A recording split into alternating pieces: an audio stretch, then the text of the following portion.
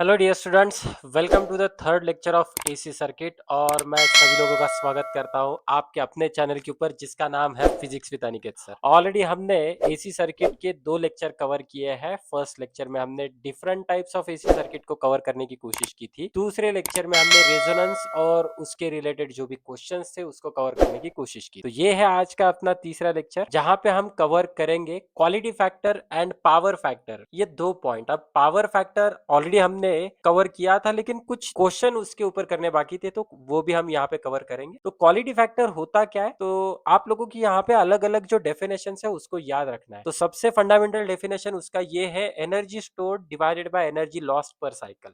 ये अपने text book में नहीं है, फिर भी इसको याद रखना। This is nothing but the energy store divided by energy loss पर साइकिल। दूसरा डेफिनेशन है इसका, resonant frequency divided by bandwidth. तो आप लोगों ने देखा होगा कुछ इस तरह से ग्राफ था अपने पास। ठीक है, तो हाफ पावर फ्रीक्वेंसीज हम यहाँ पे कंसीडर करते हैं, जहाँ पे मैग्नीट्यूड जो होता है 0.707 टाइम्स होता है, दैट इज 1/√2। तो ये ओमेगा 1, ये ओमेगा 2, और इन दोनों के बीच में जो रहेगा दैट इज डेल्टा ओमेगा, या फिर ये बैंडविड्थ होता है। और ये अपनी रेजोनेंट फ्रीक्वेंसी होती है, ओमेगा आर। ठीक है, so quality factor is nothing but the resonant frequency divided by bandwidth, या फिर मैं यहाँ पे लिख सकता हूँ voltage across inductor divided by voltage across resistor, और voltage across capacitor divided by voltage across resistor. ये भी दो फॉर्मूले बन सकते हैं। या फिर inductive reactance at resonant frequency divided by resistance of a circuit, or 1 divided by capacitive reactance at resonant circuit multiplied with the resistance। ये भी इसका एक फॉर्मूला बन सकता है। और लास्ट फॉर्मूला है इसका 1/r under root of L by C. तो ये कुछ इसके फॉर्मूले है, याद रखना।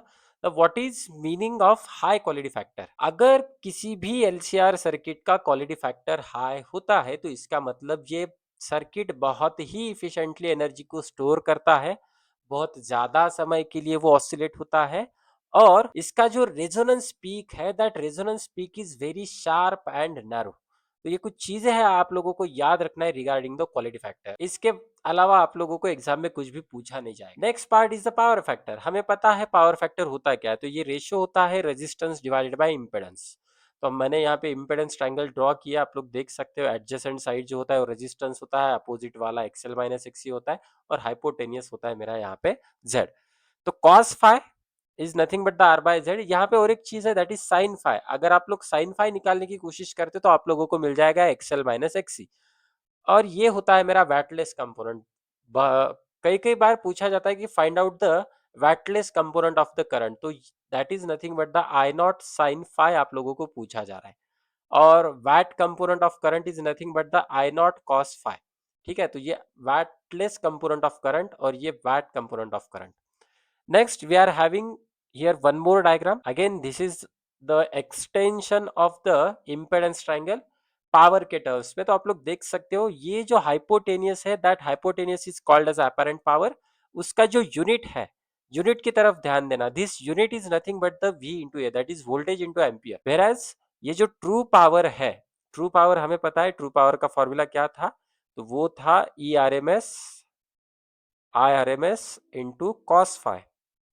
ठीक है, so this is the true power, या फिर इसे हम बोलते हैं एक्टिव पावर, जो कि होता है वैट में।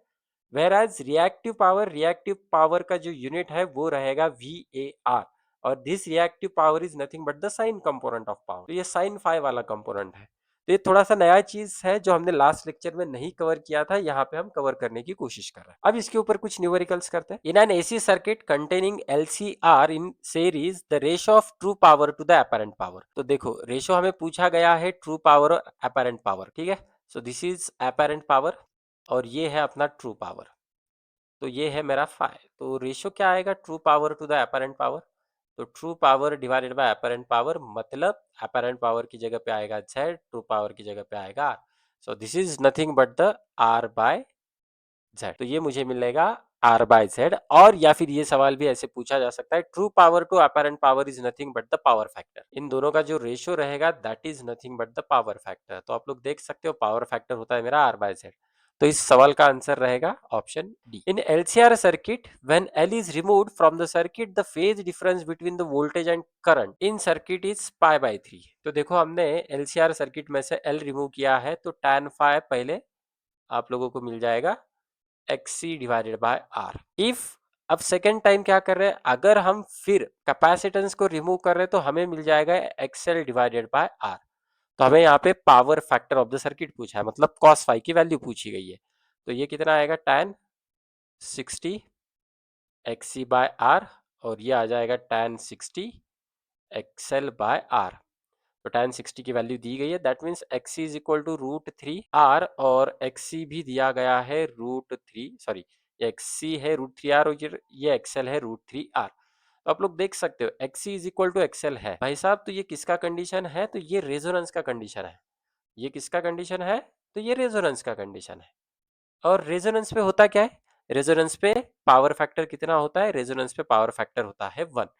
Okay, so answer is going to be the option D. The power factor of CR circuit, तो सीआर सर्किट बोला गया है, तो ये सीआर सर्किट के लिए इंपेडेंस डायग्राम निकाल लेते हैं। ये XC, ये R, ये फाई और ये Z, ठीक है। तो ये RC सर्किट है भाई, यहाँ पे सिर्फ XC आएगा। तो पावर फैक्टर आप लोगों को मिल जाएगा cos phi is equal to R by Z, no issue. और ये पावर फैक्टर कितना दिया है, 1/√2। cos फाई दिया है हमें 1/√2, तो फाई की वैल्यू आ जाएगी भाई साहब 45 डिग्री या फिर पाई बाय 4।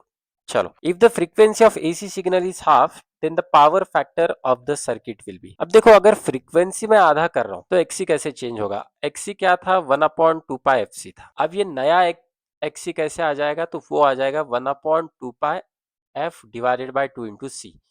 तो XC2 is equal to 2 into 1/2πfc, ठीक है। तो मेरा ये मुझे मिल रहा है XC2 is equal to twice XC1, तो ये XC1 है, ठीक है।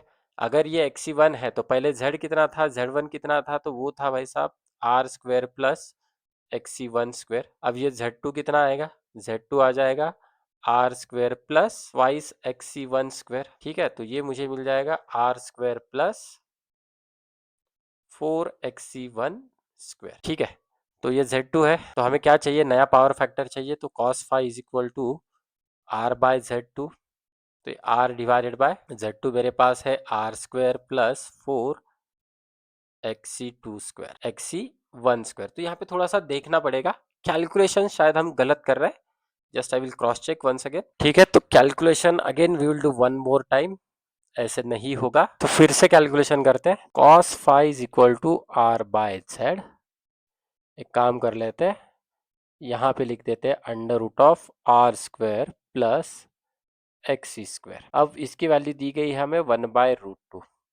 अगर दोनों तरफ स्क्वायर कर ले तो ये मुझे मिल जाएगा 2R² is equal to R² plus XC², ठीक है। तो यहाँ पे मुझे मिल जाएगा XC² is equal to R², मतलब XC is equal to RR। अब सेकेंड केस में क्या हो रहा है, XC2 is equal to 1/2π, frequency हो रही है आधी इंटू सी, और XC1 क्या था अपने पास, तो वो था 1/2πfc, ठीक है। तो ये दो ऊपर चला जाएगा, ये मुझे मिल जाएगा 2 इंटू 1/2πfc। अब इसकी वैल्यू कितनी है मेरे पास, तो इसकी वैल्यू है XC1, और this XC1 is nothing but the resistance, तो ये मुझे मिल जाएगा twice R। New power factor cos phi 2 is equal to R divided by Z2, that is R divided by √R² plus XC2 square. अब यहाँ पे मैं लिख सकता हूँ R² divided by R² plus XC2 की जगह पे मैं लिखूंगा 2R, मतलब ये 2R का स्क्वायर, तो ये बन जाएगा R² divided by √5R², not R², ये R रहेगा, तो RR कैंसिल, ये मुझे मिल जाएगा 1/√5। तो आप लोग देख सकते हो ऑप्शन बी मेरा यहाँ पे करेक्ट रहेगा। If the power factor changes from 0.5 to 0.25 because impedance changes from Z1 to Z2, then Z1 is equal to XZ2, cos phi 1 is equal to R divided by Z1। cos phi 1 power factor कितना है भाई, पहला 0.5 है, R divided bye Z1, तो Z1 ये मुझे मिल जाएगा R divided by 0.5। Similarly cos phi 2 is equal to R divided by Z2।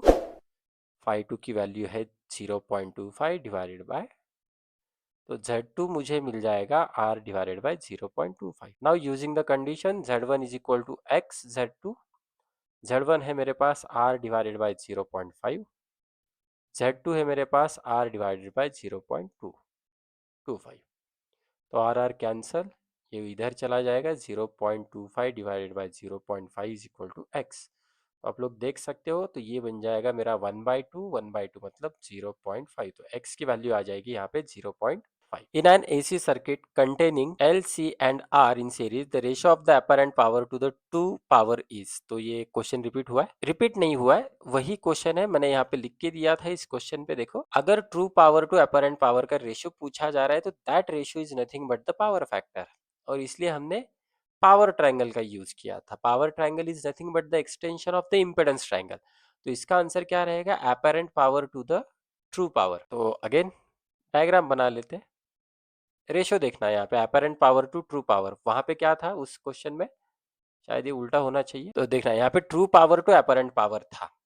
अब इस सवाल में हमें पूछा जा रहा है apparent power to the true power. तो ये है मेरा अपरेंट पावर, यहाँ पे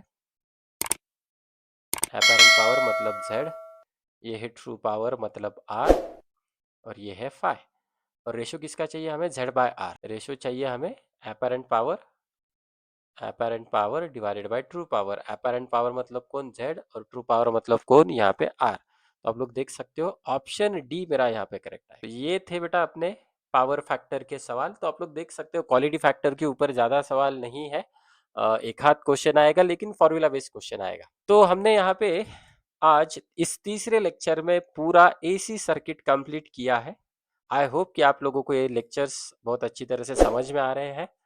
आई होप आप लोग इसका यूज कर पा रहे हो, इसकी वजह से आप लोगों के न्यूमेरिकल्स निकल पा रहे हैं।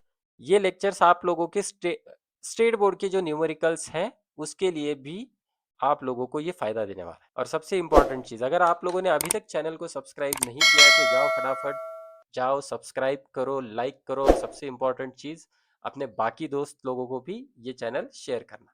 तब तक के लिए थैंक यू।